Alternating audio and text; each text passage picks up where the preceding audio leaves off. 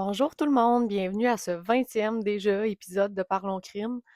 Aujourd'hui, ça va être un épisode assez dur à entendre. On parle d'extrême violence conjugale. Donc, si pour vous c'est trop trigger, vous pouvez passer à la vidéo qui va sortir la semaine prochaine.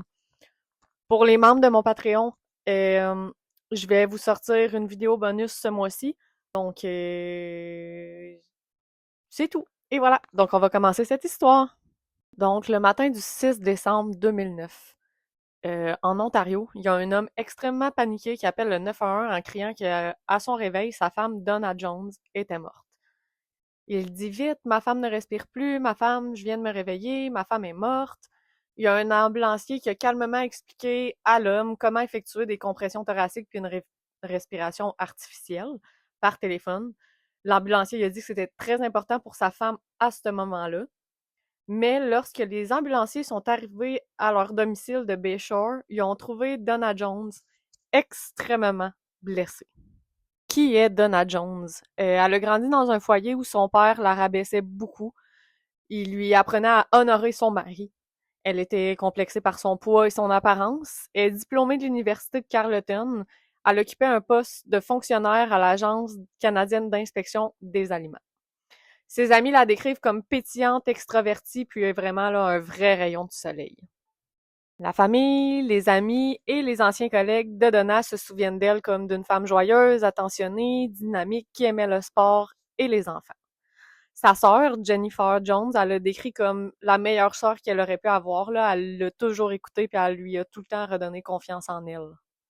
Donna Jones va rencontrer Mark Hutt à l'été 2005, alors qu'ils jouaient les deux ensemble là, dans la même équipe de baseball.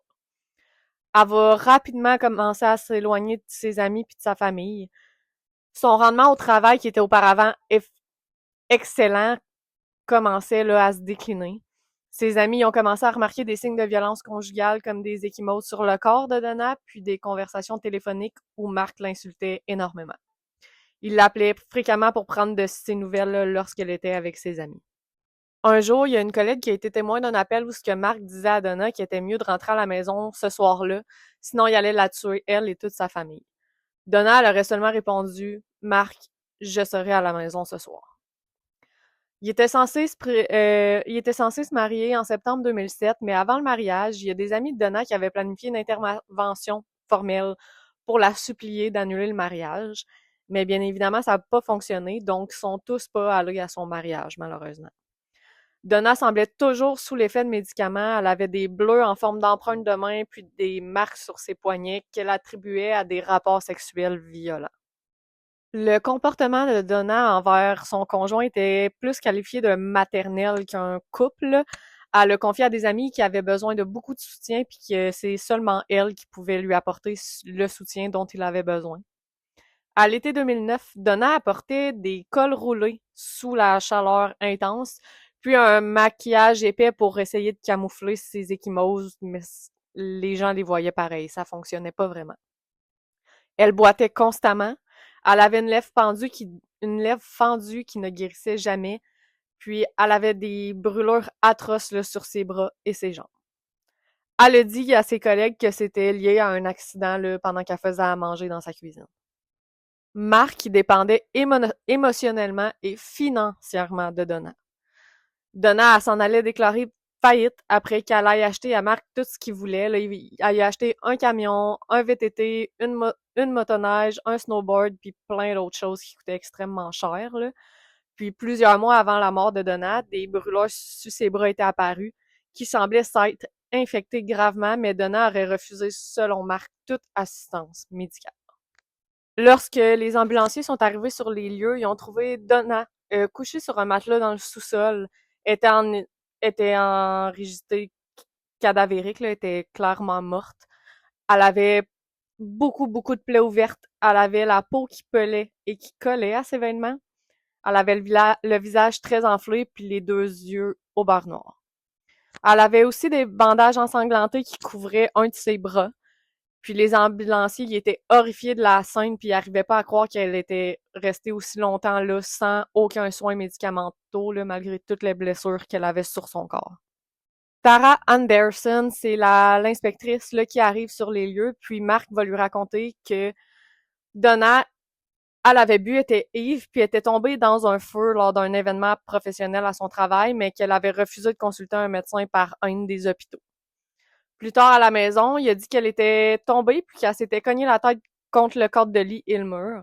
Puis il a ajouté avoir essayé de soigner ses blessures et l'avoir déjà réanimée une fois avec la technique du RCR. Mark Hutt il a indiqué qu'il s'était réveillé vers 6h30 le 6 décembre 2009, puis que Donna lui avait dit qu'elle allait bien et qu'elle voulait juste dormir. Donc, les deux sont retournés se coucher, mais lorsque Mark s'est réveillé pour une deuxième fois vers 8h30, elle respirait plus. Il aurait paniqué puis il aurait appelé le 911, mais l'appel au 911 a eu lieu à 9h17, donc environ 45 minutes après que Mark ait constaté sa mort. Là. C'est beaucoup de temps, 45 minutes, pour appeler la police, là, quand tu vois que ta femme est morte puis qu'elle ne respire plus. L'inspectrice qui était sur les lieux a dit que Mark a réagi à l'annonce du décès de sa femme en frappant du poing sur la table de la salle à manger puis en criant non. Puis il a essayé de descendre au sous-sol. Pourquoi, je ne sais pas. Mais elle dit que Mark n'a pas pleuré une seule fois, elle a pas vu une seule larme couler de ses yeux. Le sang de Donna était étalé sur tous les murs et le sol. Il y a une porte de salle de bain qui avait été forcée, puis il y avait un gros arsenal d'armes, là. Il y avait 2 pistolets à plomb, puis une demi-douzaine de couteaux, dont 2 tachés de rouge, probablement de sang, qui étaient présents sur les lieux. Mais soigneusement rangés, il y avait l'événement de Mark, puis tous les jouets coûteux que Donna lui avait achetés, là, puis qu'elle s'était ruinée à cause de ça. Donc, tout le reste était un gros bordel, mais toutes les choses à Mark étaient très bien rangées. About 2 weeks ago, my wife has never spoken to me the way she spoke to me 2 weeks ago. She basically told me that she was going to go with somebody else, that I wasn't going to be a father, that because I do, you know what I mean. I'm not perfect. I'm not a perfect person. I get stressed out just like everybody else. And it all started one day. I was making spaghetti in the kitchen, and I wanted to make enough for 2 weeks because my wife loves spaghetti. She loved my spaghetti. She loved it to death. So I was making a pot. I was boiling water for the noodles, and she came up behind me, and she said something about just like, this isn't working, this isn't happening, I'm gonna cheat on you, basically. Like, I'm you know what I mean, if things don't work out, I'm going, you know, and she kept just saying it, and putting it in my head, and putting it in my head, and putting it in my head. The bills in our house have been stacked up higher than you can imagine. I've been going through things with my father, everything like that, and when she said that to me, the water was boiling, and she was behind me, and I thought she had left the room. Instead of leaving the room, she was behind me, she was crouched down, and she was getting Tupperware out of the thing to bring for work. And I don't know why, I don't know what I did, but the next thing I knew, I hit that thing, man. I wanted to just, you know what I mean? I was so frustrated, I just wanted to you know, get my frustrations out. And when I hit that pot, she was behind me, and it just drenched her. And after that, I looked at her and I said, sweetheart, we need to go to a hospital. And she said, I don't want to go. I don't want to go to a hospital. She was afraid for me to get in trouble, and I said, I don't care. Just go to a hospital, please. We can deal with this together. It's an accident. We can get through it. She didn't want to go. I begged. I pleaded with her. She made up a story to her parents saying she was going to Cornwall for work. And she actually did have a cold. She called her work and said she had a cold, that she was staying home, and she wanted to heal at home. And I told her, I said, we can't do this. We have to get to a hospital. That went on for about a week of me changing bandages, staying up all night making sure she's okay. Donc, dans la vidéo que je viens de vous passer, l'interview, Mark Hutt, il dit qu'il faisait du spaghetti que sa femme adorait pour le dîner dans une grosse casserole. Elle serait ensuite venue derrière lui pour lui dire des choses du genre ça fonctionne plus, je vais te tromper. Euh, Puis ensuite de ça, en croyant, selon lui, toujours qu'elle n'était plus derrière lui, lorsque l'eau était bouillante, il aurait frappé le chaudron avec sa main, puis Donna aurait reçu toute l'eau bouillante là, directement sur elle. Dans la vidéo, il dit en sanglotant, mais la personne qui était avec lui dans la salle a dit que ses yeux ils étaient secs puis ils ont jamais été mouillés, là. Aucune larme n'était présente là, quand il parlait de ça. Marc a dit qu'il a supplié à plusieurs reprises Donna d'aller chercher de l'aide puisque c'était un accident, mais qu'elle voulait pas qu'il y ait de problème, donc elle n'y est jamais allée. Il dit qu'il y a un problème de colère, bien évidemment, avec tout ce qui s'est passé. Il a expliqué que ses parents c'était des ivrognes puis qu'il avait été battu par le petit ami de sa mère et par son père. Ça l'excuse aucunement les gestes causés que vous allez voir plus tard qu'il a fait, là.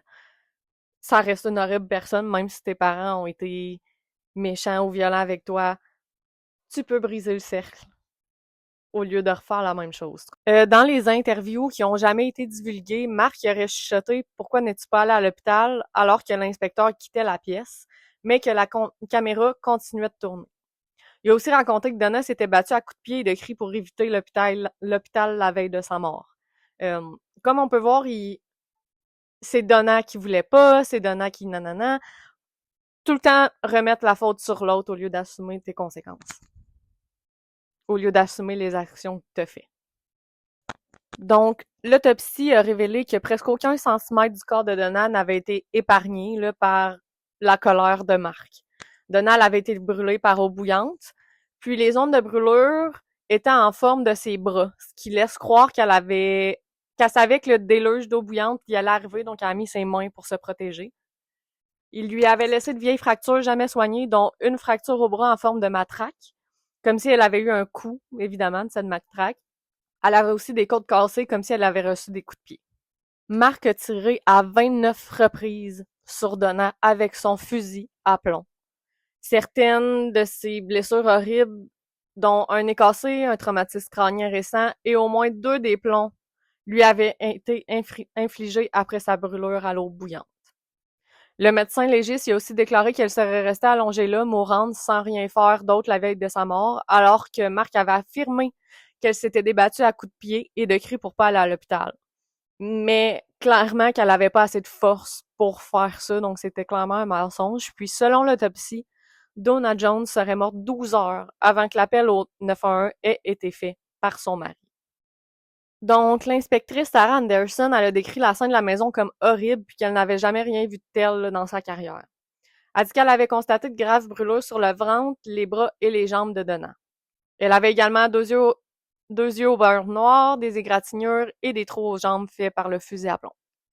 Elle a également déclaré que Donna était si en mauvais état qu'elle avait l'air d'avoir été traînée derrière une voiture sur un chemin gravé. Et elle a décrit Marc comme étant agité et hystérique, mais elle a déclaré, là, comme j'ai dit au début, qu'il n'avait pas pleuré lors de l'annonce du décès de sa femme. L'ambulancière Logan Martin, elle a témoigné que le visage de Donna était tellement enflé qu'elle ne pouvait même pas ouvrir ses yeux pour examiner ses pupilles. Puis que lorsqu'elle a soulevé le t-shirt de Donna pour examiner les brûlures, ben son chandail était collé là, au plaid. Il y a aussi le sergent Stephen Jones, un policier de la police scientifique, qui a donné une description détaillée de la scène du crime au sol de la maison, puis il a fait état de signes de violence physique. Il a trouvé des taches rouges qui pourraient être bien sûr du sang sur les murs, le sol d'un couloir et les montants d'un escalier. Il y a une porte qui est également cassée, comme j'ai dit au début. Puis il y a des taches rouges qui ont été également retrouvées sur un chouchou, un soulier et le col d'un manteau. Il souligne qu'il y avait une odeur de décomposition. C'était une odeur âcre et nauséabonde, puis il dit que ça avait rien à voir à ce qu'il avait déjà senti auparavant. Il a aussi trouvé 3 casseroles dans l'évier et un pistolet à plomb. Il a ajouté avoir remarqué des brûlures et de nombreuses ecchymoses qui semblaient être présentes depuis un certain temps. Les relevés téléphoniques de Mark indiquent qu'il appelait Donna au travail environ une 12aine de fois par jour. Puis, soudainement, il n'y a plus aucun appel à partir du 25 novembre 2009, le jour où Mark a affirmé lui avoir accidentellement jeté de l'eau bouillante dessus.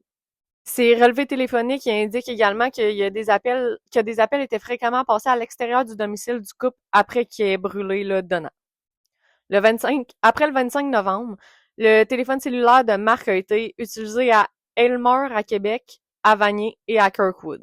Il y a un appel qui a été passé au magasin de paintball à Maryvale. Il a également trouvé des menottes, un arc, des flèches et une épée au domicile de Donna et Mark. Donc, Mark a 33 ans, a finalement été arrêté. Puis le 12 décembre 2009, donc 6 jours à peu près après la mort de Donna, il a été accusé de meurtre au 2e degré. Le 8 mai 2013, presque 4 ans plus tard, Mark Hutt, qui est maintenant âgé de 36 ans, il a plaidé non coupable à l'accusation de meurtre au 1er degré. Durant tout le mois de mai, plusieurs personnes vont venir témoigner durant son procès. Donc, le 7 juin 2013, le jury a rendu son verdict après moins d'une journée de délibération, qui ont débuté par l'avertissement du juge Robert Maringer de mettre de côté toute haine envers Mark.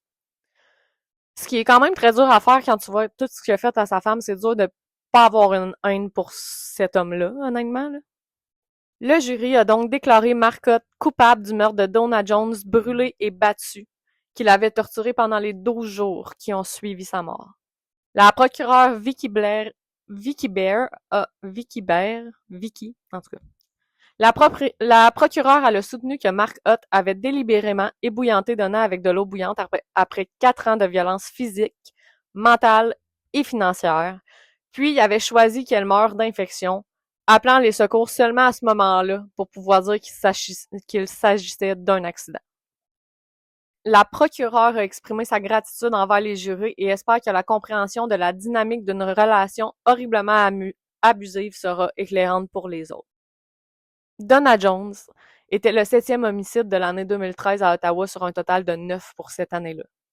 Donc, j'ai fait mes petites recherches, puis c'est 7 homicides de plus qu'en 2012 pour Ottawa. Le 25 juin 2013, Mark Hutt a été condamné à la prison à vie, sans possibilité de libération conditionnelle avant 25 ans, la peine maximale pour meurtre au 1er degré au Canada. Il pourra pas faire de demande de sortie avant 2038. Puis j'ai fait mes recherches, mais je vois pas trop où exactement qui a été incarcéré, mais selon moi, il est probablement incarcéré à la prison de haute sécurité de Millhaven à Ottawa. Cette histoire est horrible. Donna a tout donné pour son mari, puis lui, tout ce qu'il a fait, c'est la manipuler, la torturer, lui faire du mal quand c'était une personne avec un grand cœur, qui l'aimait du plus profond de son cœur. Elle aurait tout fait pour lui, elle était sur le bord de faire faillite pour cet homme-là, pour qu'il ait tout ce qu'ils veulent puis qu'il soit heureux. Puis c'est comme ça qu'il le remercie. Je trouve ça dégueulasse. C'est vraiment horrible. J'espère que cette histoire vous a plu. C'est jamais facile, là, les histoires de violence conjugale, mais quand on a autant de détails, je trouve que c'est encore plus difficile à parler. Toutes les horribles choses qu'elle a vécues avant sa mort qui auraient pu être évitées. Horrible, pour vrai. Mais j'espère que ça vous a plu. Puis on se revoit lundi pour mes membres Patreon pour une nouvelle vidéo, puis mardi pour ceux qui sont pas sur Patreon. Puis restez à l'affût pour l'épisode bonus. Merci, bye bye.